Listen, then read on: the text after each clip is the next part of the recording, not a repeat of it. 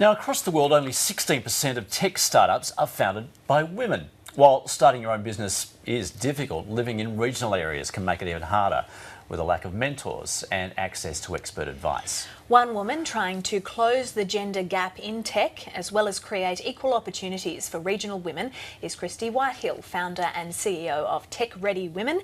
Christy has launched an online program for regional women who want to launch their own tech startup. And joining her with us in the studio is Blaze McCann, who's the founder of Hear Us Roar. Thanks so much, both of you, for coming in. Thank you for having us. Christy, you started this up from your own experience. Just tell us about what your experience was with tech and startups. Yeah, so I started in tech over 6 years ago. Non-tech background. There's a lot of you don't know what you don't know when you're starting out, especially in tech. And there are a lot of challenges, not hiring the right team, building the wrong product, not validating ideas. And so I wasted probably over $100,000 early on when I didn't really need to. So it is challenging. But today we've built this program based on those experiences. So take women through the step-by-step process. But you say you wasted $100,000. Even to get that point would have been difficult because clearly the starting point is trying to find some capital to get going. Yeah, so I was lucky early on. I did initially do it on a shoestring budget. It was $10,000, $15,000 I had to build my first prototype. But then I was able to raise some capital off the back of building out a business plan and a pitch deck and getting investors on board. Blaze, has your experience been different? Yes, I was actually just thinking that. I was so lucky to have Christy because my process has been so much easier and it's allowed me to focus on the parts of the business that I know and love because the tech side of things has been so simple because I've had Christy's experience to really help me kind of start out, which has been awesome. What specifically has been the helpful stuff?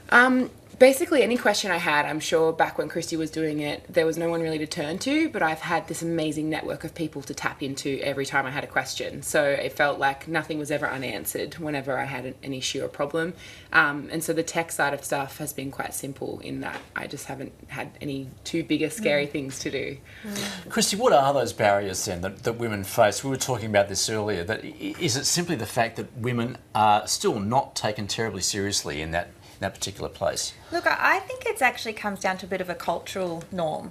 When I first started, I would turn up to meetups. I'd be the only woman in the room. So typically women weren't in the tech space, but it is shifting. I know in Australia the percentage now is 24% of tech startups are co-founded or founded by women. So it is rising. But yeah, shifting that cultural mindset of what is the normal person in tech, that's really important. And then for regional communities, one big barrier is the isolation that they face. So now that you're bringing this to regional communities, what difference will that make? Yeah, we had a lot of women reach out to us from regional places. We had 200 women pre-register for our online program. We've got a woman in Tamworth, Tasmania, so places that don't typically have that tech startup hub. So taking it online was a no-brainer for us because we were able to really take our program and the things that we know and also give them access to some mentoring, even if it's virtual, but at least helps give them the leg up that they need. Blaze, what would your advice be to someone who has what they think is a great idea but trying to get to that next step? It would be incredibly daunting, particularly if you've got no background in that area whatsoever as far as business is concerned. Talk to Christy. Do the program.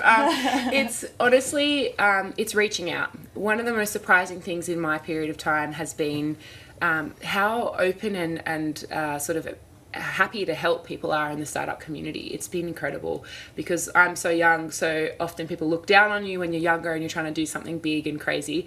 But I've had this amazing network of people around me who have just given me a leg up wherever they can, which has been incredible. So my advice would be talk to the people around you because 9 times out of 10 they're going to help you. So, Christy, do you feel as though Australia has that environment for these startups? We quite often hear people get exasperated here because there's not that setup, so they turn to places like the United States. Yes, I definitely. In Australia we have, it is a great startup hub, although we do have a lack of, the technical skills development as well as the software engineers. They're few and far between. So getting access to that kind of help's been quite challenging for a lot of people. And also capital. Seed capital is really hard to get hold of as well.